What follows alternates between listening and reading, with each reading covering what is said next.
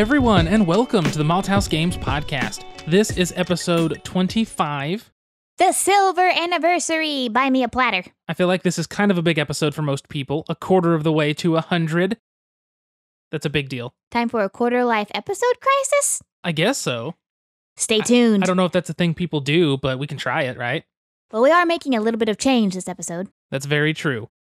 This is episode 25 of the Malthaus Games podcast. My name is Delton. I am your host, and with me today, my co-host and lovely wife, Haley. Hello there, I am lovely, thank you. It is cold today in Oklahoma. Very, very cold. I think when I drove to work, it was 36 degrees. Yeah, and last week, it was in the 70s on Monday? I think so, and it's only October 15th. So for some reason, we're having a short cold spell. I think it's because of Hurricane Michael. I think a lot of those weather systems are making their way downtown. Walking fast, paces fast, and I'm homebound.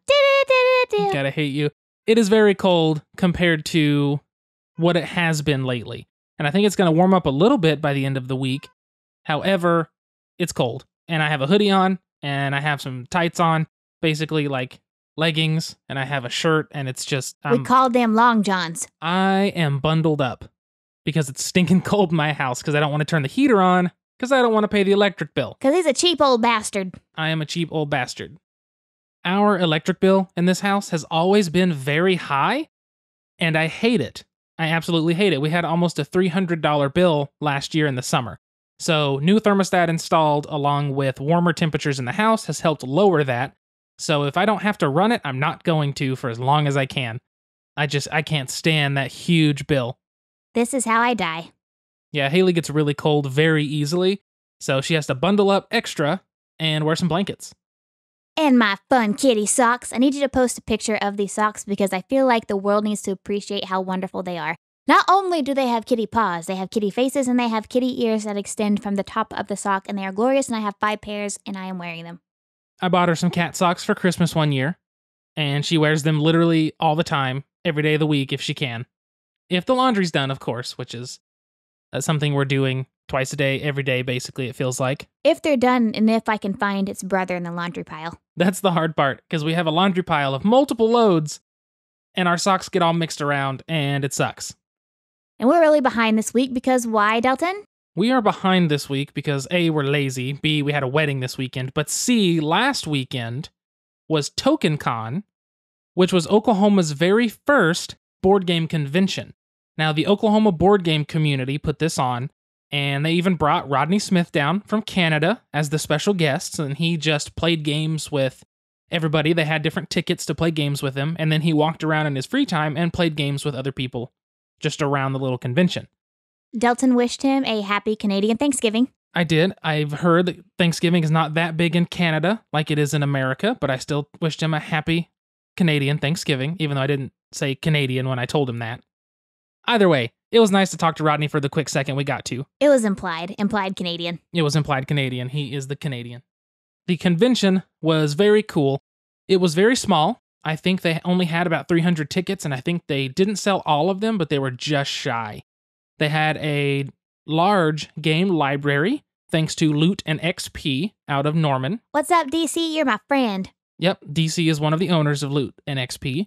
And then they had a little vendor hall with all of the local shops set up in there selling their stuff. So we had some people I've never heard of that had really cool 3D printed like dice towers and dice holders.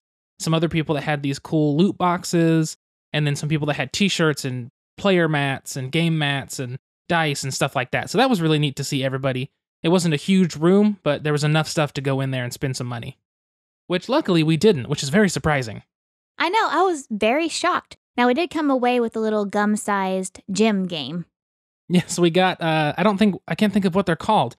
Like pocket games, it looks like a gum stick. They've got multiple ones, and this one is, I think, number 10, which is Gym. We haven't played it yet, but it was free, so that was really cool. They had a little swag bag that had our t-shirts that we bought, and some, like, free day passes at some of the local gaming cafes and things like that, so that was really awesome. And I got some magic cards. We did. We got some little magic card decks.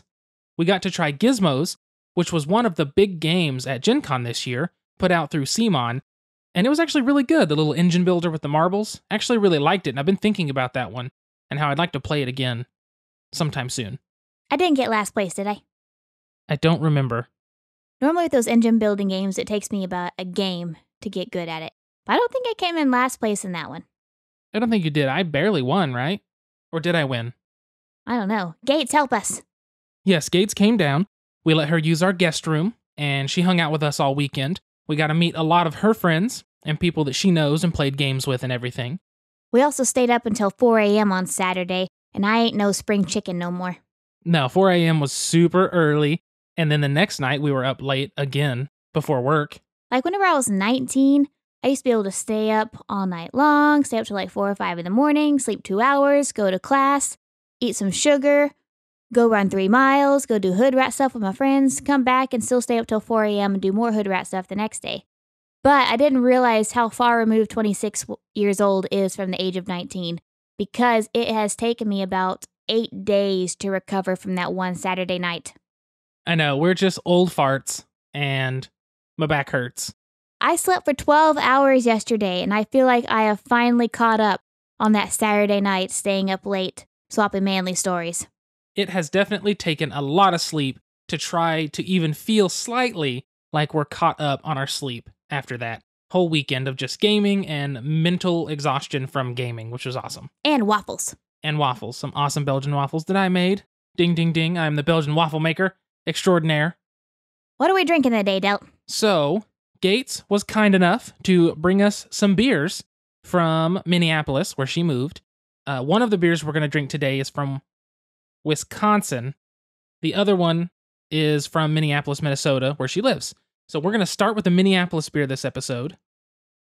So this beer is Fulton Sweet Child of Vine. It is a Northern India Pale Ale, it says. It is made, like I said, in Minneapolis. It doesn't really tell me a whole lot, but the brewery has their little slogan thing, which says, "Ordinary Guys Brewing Extraordinary Beer." So we're going to give this one a try and see if it's any good. All right, so take a good whiff of this one and tell me what you smell. I can definitely smell the citra hops. Well, honey lemon. Honey lemon? Mm-hmm. It smells like honey lemon. I just smell the citra hop, basically exclusively in this. Haley's tasting it now. Let's see her verdict, her tiny sips that aren't even really a sip. It's a half a sip. That's not bad. It's pretty gentle. I feel like most of the hops in this one are the aroma. They don't have a lot of bittering hops. It's that sweet honey taste. A little citrusy honey. Like orange blossom honey. Maybe. I don't know. It's good, though. I have no problem with this at all. It's pretty light. I expected something heavier, but I don't know what a northern IPA is supposed to be. So there has to be some style difference than a regular IPA, or definitely different than a West Coast IPA, which are hop to the extreme. Speaking of which, I got my first Walmart wine since the liquor laws changed. We did. We went to Walmart after TokenCon, and Haley and Gates got wine because we can do that now. And it's not Boone's Farm. It's a $2.97 bottle of Pinot Grigio that tastes like rubbing alcohol and syrup. But you know what? It got the job done. That was the most disgusting wine I've probably ever had. It was really bad. It was totally worth the $2.97. I'm glad you thought so. It wasn't even the cheapest wine at Walmart. There was one that was for $1.50, but they were sold out. Thank goodness for that, because that would have been, I would have rather have drank rubbing alcohol than a cheaper wine than that. Speaking of rubbing alcohol, that is something probably used in the setting of this episode's game. Oh, here's the door. It's straight ahead. It's a game. That was terrible. You're terrible. So this week's episode, we are taking into consideration a little bit of feedback we received from our friend Ben Canelos. So he gave us a little bit of feedback on our game presentation. So y'all hold on to your hats and let's listen to Delton. The game today has been supplied to us by Hub Games as a review copy. Now, we do have a video review up on YouTube when this episode releases. It's going to be a shorter look into the game, but you'll see some visuals there. So if you want to watch that, it shouldn't be too long. We haven't recorded it yet, so I don't know how long it is exactly, but it will be on YouTube. I'm betting it's going to be 4 minutes and 53 seconds. Excluding the outro, that sounds accurate. When the outro gets put in, it's going to be closer to 6 probably.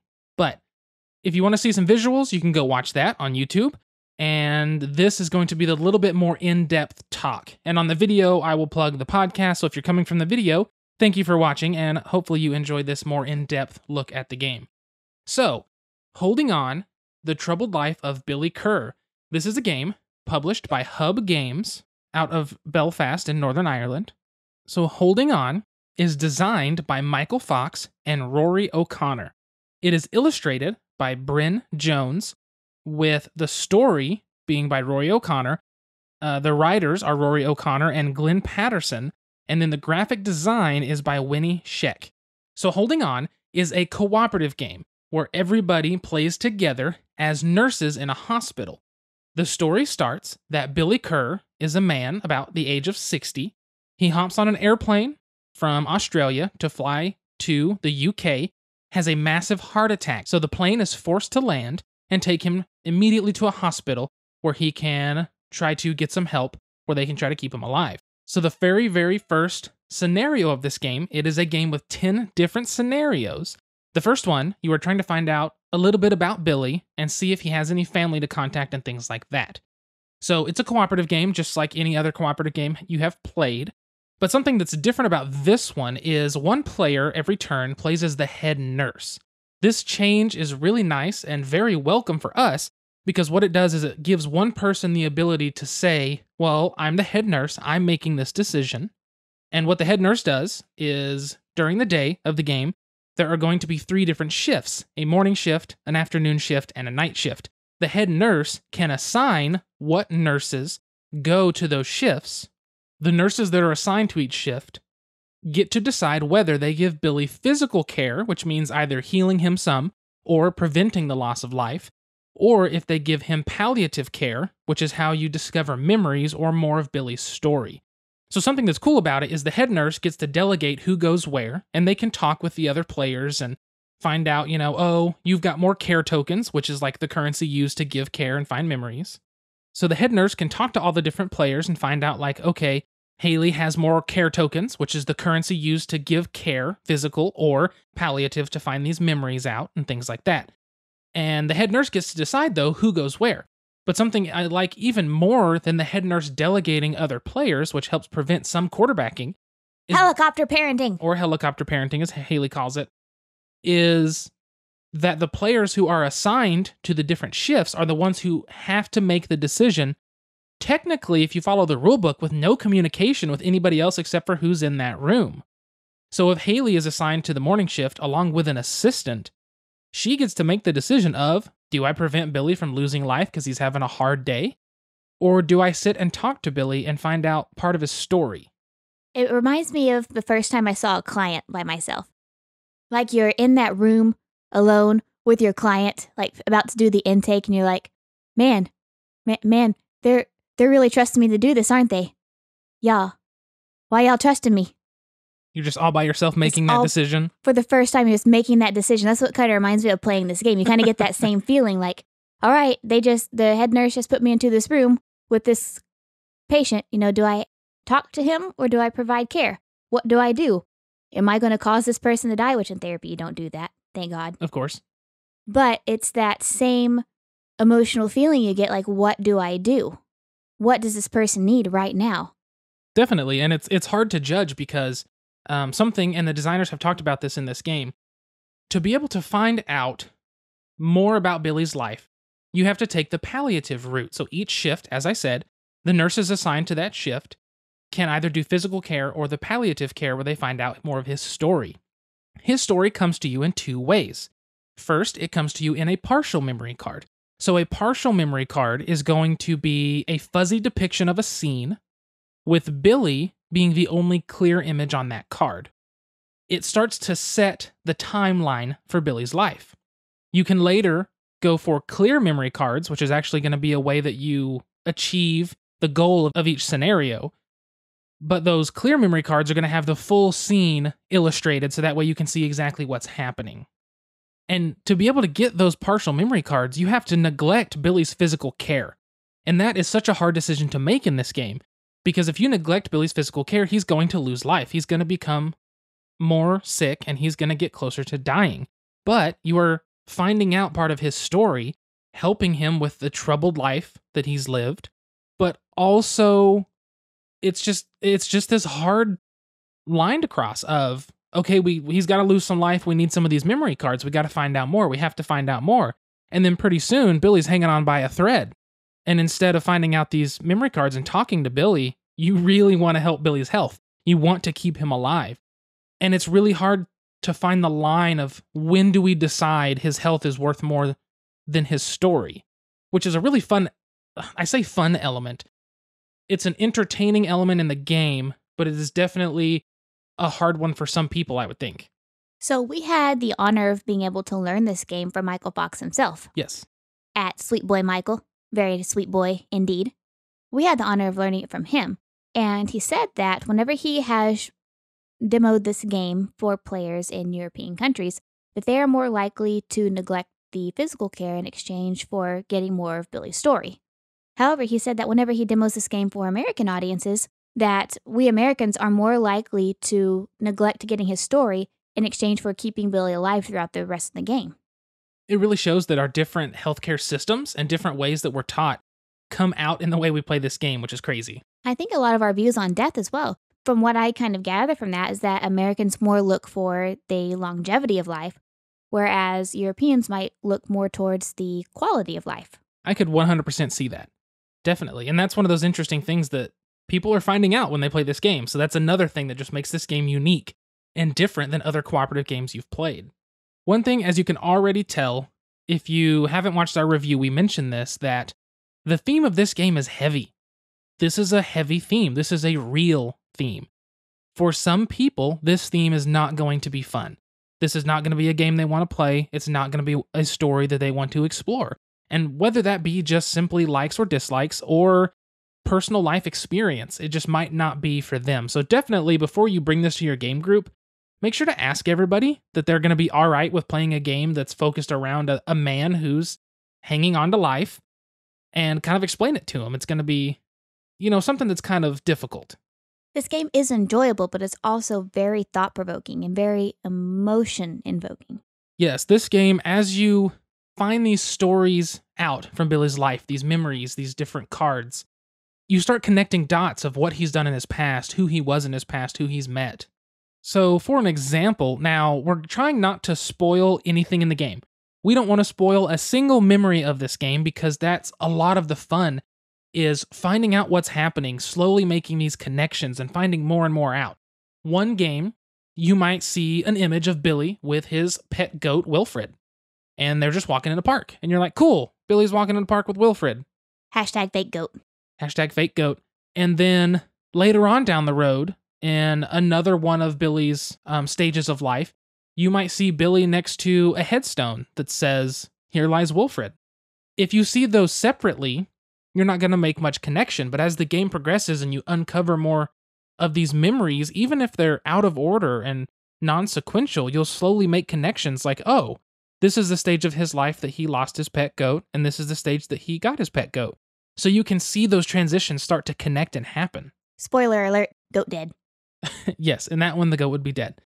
But that's one of our favorite things about this game, is how it ties the story together, but in these pieces, these fragments that you slowly uncover. That's so far been the best part of this game. Mechanically, the way the mechanics of it work, where the head nurse flips over the morning shift, tells some nurses, hey, you guys are going to work here. Then those nurses communicate and determine if it's physical care or palliative care. Then the day shift comes. Something else that we like about this game is that all the mechanics tie in thematically so very well. If the second shift takes 3 nurses, so all the shift cards can take 1, 2, or 3 nurses.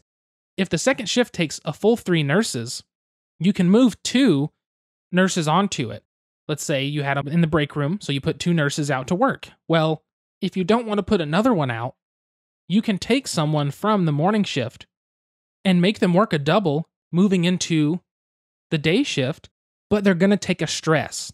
And when you take stress, you either forget some of the things Billy has told you, which are the cards you haven't revealed since it's not the end of the round, if you've uncovered any, or you lose care tokens. You're stressed out, and you are physically becoming unable to perform as much care as you could before you were stressed. You need hashtag self-care. You need to be sent home for the day on the next day. Watching Grey's Anatomy and eating Cheetos. That's probably how nurses relax. They just watch shows about basically what they do, just super dramatized. But that's one of the cool mechanics that we like about this game is the stress mechanic.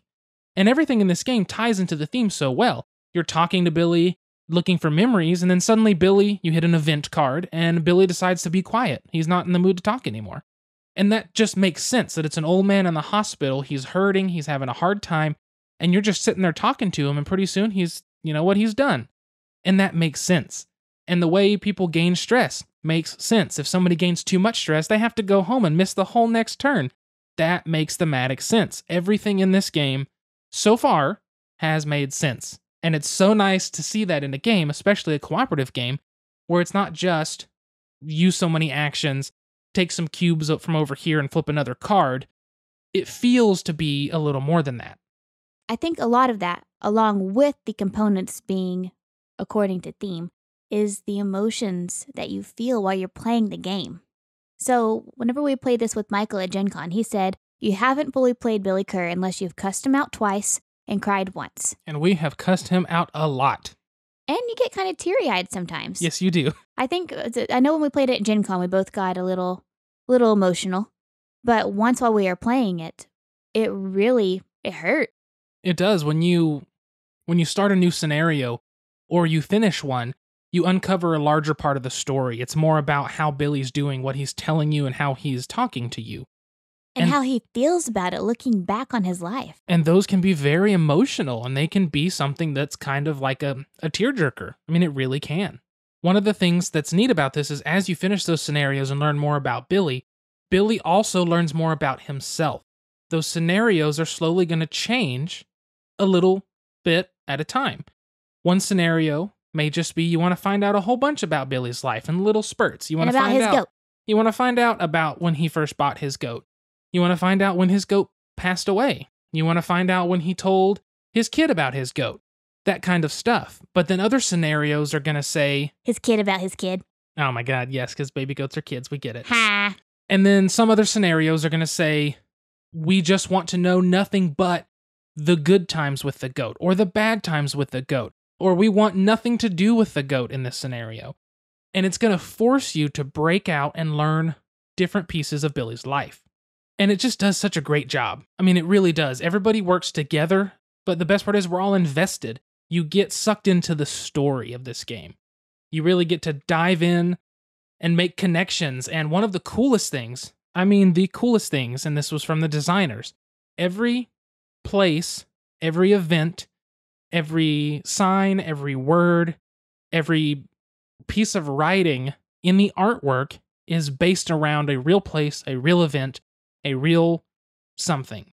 And so that's always really cool because it makes sense. If he bought his baby goat in, the center of Paris, it's going to say, like, there's going to be the Eiffel Tower. It's going to be a real place. This ain't Gary Delton. Not all downtowns sell goats. You never know what Paris does. Paris. Oui, oui. It's okay. I'm really bad at French. It's fine. I don't know anything more than that, actually. S'il vous plaît. There we go. That's for Allison. By the way, thank you, Allison, for being our awesome Patreon backer, which is why you get a shout out every podcast. If you want to be like Allison, patreon.com/malthausgames. Be awesome like Allison, not a possum like Allison, fantastic like Allison, not plastic like Allison. That was really bad. Thank you. I wrote it myself. That was really bad. Oh my gosh. Holding On, The Troubled Life of Billy Kerr has been a fantastic game so far. We have loved it. It's a fun cooperative experience. The quarterbacking is severely cut down because the way the game forces it to be. Helicopter parenting. Helicopter parenting is cut down severely. The memories that you uncover, the story that unfolds in front of you, it changes scenario to scenario. Some of them are difficult. Like every cooperative game, you're going to lose. And it's going to be frustrating for some people, like me. It won't be as frustrating for others like Haley. It's just one of those games. I'm used to clients not talking. Where'd you come in today? I don't know. Yeah, I know. One thing with this game is the artwork is very good on these cards. It's an interesting style, I feel like broad strokes and stuff, but it's very interesting to look at. I think it's very well done. It's very beautiful. The graphic design in this game and the coloring, I think, is my favorite part of all of that, because to me, it mimics what you want out of a hospital setting. It's clean, it's simple, and it all makes sense. It's got a nice muted palette, so it's not too vibrant, it's not oversaturated on color, it's not going to blind you. I don't know how it's going to play for people who are colorblind. That's definitely a consideration here is, can I see these colors? That's something you'll have to look at before you completely dive into the game. I hope that it's better than some, and that it's one that colorblind people can play. But I personally love the graphic design of the game. All the tokens make sense, all the icons make sense. There's a little reference for a couple special icons on the event cards in the different decks. But all in all, fantastic production, fantastic game. We've really, really enjoyed it so far, and I cannot wait to finish it out. But I'm also going to be sad because once it's done, and me and Haley talk about this a little in the review video, I feel like some of the allure of the game will fade away once I've uncovered the entire story, once I've heard how it ends. I feel like it's not going to be as exciting to jump back in for me, but I still think it's going to be one worth keeping past that, even if it's just to show friends. See, and I disagree because I'll read the same book over and over again, like Fear and Loathing in Las Vegas. I'll read it over and over and over again. I'll find a new appreciation for it. I feel like I'm going to have the same thing for Billy's Life. I could see that. Yeah, I can see that. Like a good TV show, you're just going to watch it again and again, even if it makes you sad. Like the good episodes of The Office. Or like that one episode of Futurama with Fry's dog. Stop it. Like the saddest episode in the series. We're not crying today. We're not crying today. Not crying today. I think that wraps up all the talk about Holding On, The Troubled Life of Billy Kerr from Hub Games. Definitely check this one out. Try it out first if it's still something you're not sure of. We really want people to play this game because it's really stinking good. Just, I don't know, we really love it. I think a couple more plays and this is going to topple Twilight Struggle as my favorite game. That's going to be amazing if it does, and we'll see if it holds there after a while, being a scenario-based game. But it's just gonna be the test of time at that point, I guess. But it's very, very good. We highly recommend it. Now let's get more beer. Let's get some more beer and move into the topic today. Hey, what can I get you? I'd like a topic. Any special way? Make it a top shelf topic. Coming up. Enjoy. So the second beer today, before we get into the topic, is from Central Waters Brewing Co. It is their Oktoberfest Lager. This is the one from Amherst, Wisconsin. So Oktoberfest, nice solid beer style. It's that time of year, because it is October. Prost. And the German Oktoberfest has already happened, correct? Es ist passiert. Prost. Lass uns trinken. Prost. It tastes like an Oktoberfest. It does. A little bit of the wheat in there to get that kind of sourty bit that Oktoberfest beers have. Little wheat, little sour, little sweet. Mm-hmm. Yeah, pretty good. That's a pretty solid one. I don't mind it so far. It got a thick mouthfeel to this one. That's what she said. Thank you. More so than I thought it would. That's what she said? You're disgusting. That's what she said. Oh my God. For the topic today, we wanted to talk about something that really has been inspired by Holding On, or at least comes from Holding On very strongly, which is going to be story in games. As we said before, Holding On tells you a story, but it's in these pieces. It's in small pieces that you slowly connect as the game progresses. Other games are going to tell you a story in a much more linear path. It's going to be from point A to point B. You're going to get it. You're going to get the story as you go. But what is it about these storytelling games, or games that just happen to have a story involved, that makes them so much better than a game that would be the same thing without the story, if that makes sense? So if you played Holding On, but the story elements were not so strong, would the game be as good? I think mechanically, yes, it would be as good, but it might have a different audience it draws from. For example, I like the game because the story draws me in. It keeps me wanting to play. If I don't win a level and I don't complete the one mission that this level calls for, then I immediately want to play it again. Even if I played this level, for example, level 3, we've played it 4 times, and I still want to play it because I still want to beat it. I still want to uncover this goal for Billy's life. And so the story draws me in more because it gives me purpose. It gives me purpose to play this again and again and again and again. Unlike something like Pandemic, where you play the base Pandemic and that's the base Pandemic. And you lose on the first round. And you lose, which we have done on turn 2. But then there's something like Pandemic Legacy, where it has a story that unfolds and you build the story as you go.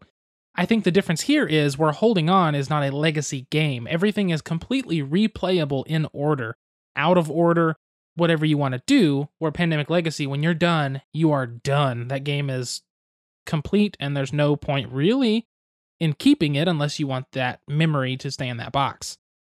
But Holding On's different than that. But that's another version of a storytelling game where if the story was not there for Pandemic Legacy, you have base Pandemic, which is only so fun so many times before it starts to just become samey. You just get used to it. You know it. You kind of figure it out. And then that's it. And so that's one of the things with stories is stories develop a game and they take them to the next level. Look at something like Time Stories. Now, given, yes, Time Stories is a game where when you're done, you figured it out. You can't go back and play it again. However, the story is what makes Time Stories so good. The mechanics are so simple in that game. You play it so simply. It's easy. Everyone can just sit down and play and not really have any problems with it. But the story is what pulls you back. It's what keeps you coming back over and over again to beat that mission or scenario or whatever the Time Stories like modules are called. And so the story, again, is what makes that game so great. And I feel like story is something that is underused in games, but when it is used, it stands out significantly. Like Time Stories, Pandemic Legacy, Risk Legacy was a big one. The Ukraine is weak. One way to look at this is probably the most popular story game in the world is Dungeons and Dragons. Role-playing games, in a more generalized sense. That the entire point of that game is telling a story and taking players through it. And if you look at how many people play role-playing games and RPGs and D&D and Pathfinder and Call of Cthulhu and Fiasco, the amount of people that play these kinds of games is massive. But it's because the story is what keeps them there. You don't play D&D for the mechanics. You don't say, I love rolling dice. I love rolling a D20, adding my hit value, and then they roll a D8 and a this and that. Like, that's not why people play the game. Yes, that can be a fun element to it, but they play for the storytelling, right? And participation in that story. That's a big part of it. And so I feel like, again, story wins. My point is, story is very important in games. I love story in games. Now, don't get me wrong. I love games without a story. Even if it's just something like GIF. It's a 2-player abstract game where you're against the other player. I friggin' love that game. But the experience of playing through a story, even if you can only play it once like a legacy game, is really something that just keeps you there and you're gonna remember. And I think that's something I love so much about when stories are done correctly. Right, it's like reading a book and then watching that book be turned into a movie. You know the story, but it's a different way to experience it. Yeah, that's a good way to look at it. Stories are good. They draw you in, they suck you in, you put your heart into it, you get invested, and that's where you are. And they're good. So I say now, let's move into the question of the episode to finish this out. And now, join us for a Malthaus Games Podcast special pint-sized question. So the question of the episode today, what game has elicited an emotion from you based on mechanics or story, not someone being mean to you or something being frustrated for losing, but based on something within the game thematically or mechanically? Lowlands made me so mad whenever one of my sheep died. I was protecting them with every ounce of my being. I would never let an animal die in Agricola for food, even if that means I have to take a beggar token. And by George, I had to lose one of my sheep last game, and I was so mad when I played Lowlands. But another game that really draws me in emotionally, and not through wrath, generally, or anger.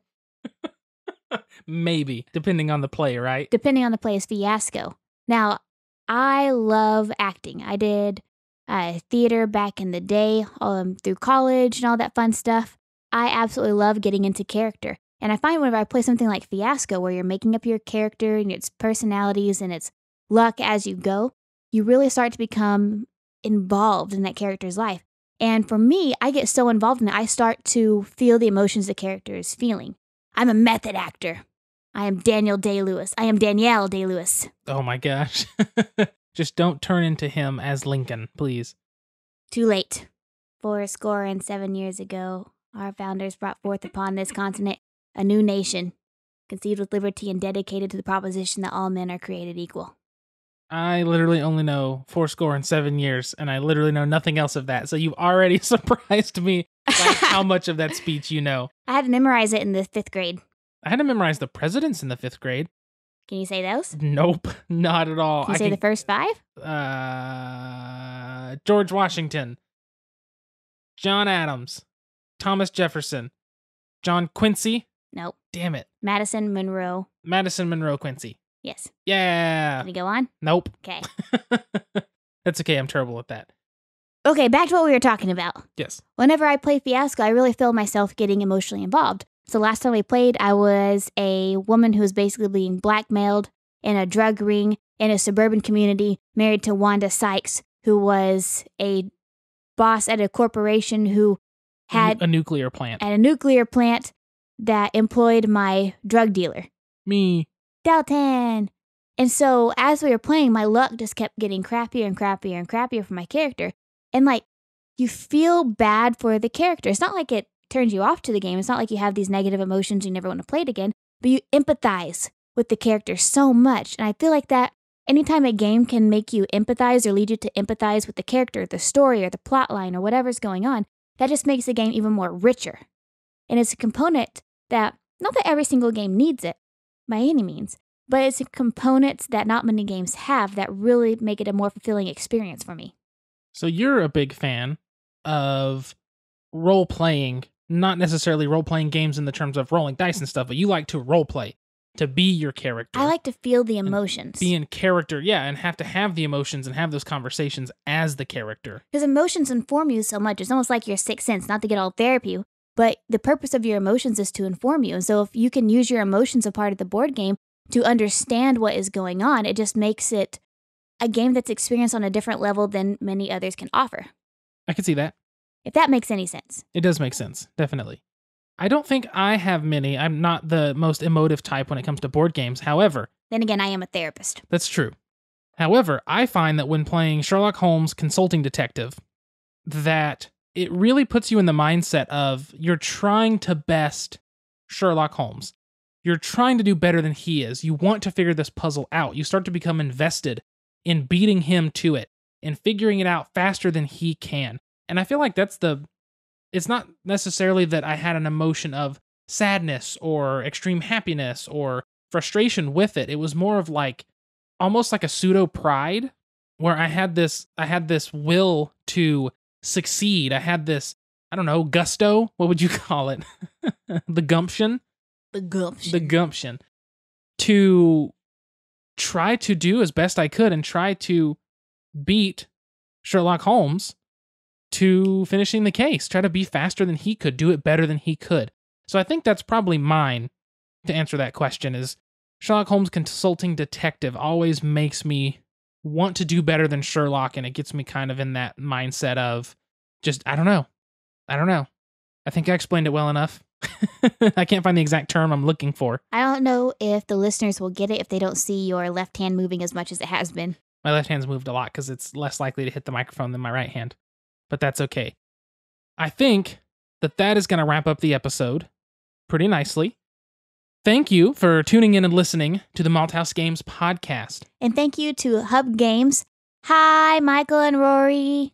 Yes, thank you to Hub Games for supplying the review copy of Holding On, The Troubled Life of Billy Kerr. I just want to say that both Michael and Rory are very kind people. We really enjoyed meeting with them and playing with Michael at Gen Con. And yeah, if you ever get the chance to meet them, you're a lucky son of a buck because they are some neat people to get to know. They were very nice and make fantastic games. And I have a feeling they're going to keep making fantastic games. So thank you again for tuning in and listening to the Malthaus Games podcast. If you want to follow us on social media, we are at Malthaus Games on Twitter, Facebook, Instagram, any of those. We have our YouTube channel with our reviews as well as the podcast and some other stuff. If you would please like, share, and subscribe to us on there. Go to iTunes, give us an awesome 5-star review. We are also awesome to announce on Spotify. So if you're a Spotify premium user or a Spotify free user and you would like to listen to us on there because it's easier for you, you now can, finally. If you have any topic you want us to cover in an episode or a question you want us to answer or any kind of thing you want to talk to us about, email us, contact@malthausgames.com. If you want to follow me personally, I am at Delton Brack on all social media, and Haley is at SQUIRRELYGEEK. that is at Squirrely Geek. So thank you again for listening to this podcast episode. We will see you guys next time. So until then, sit back, relax, grab a drink, and play some games. Goodbye. See ya.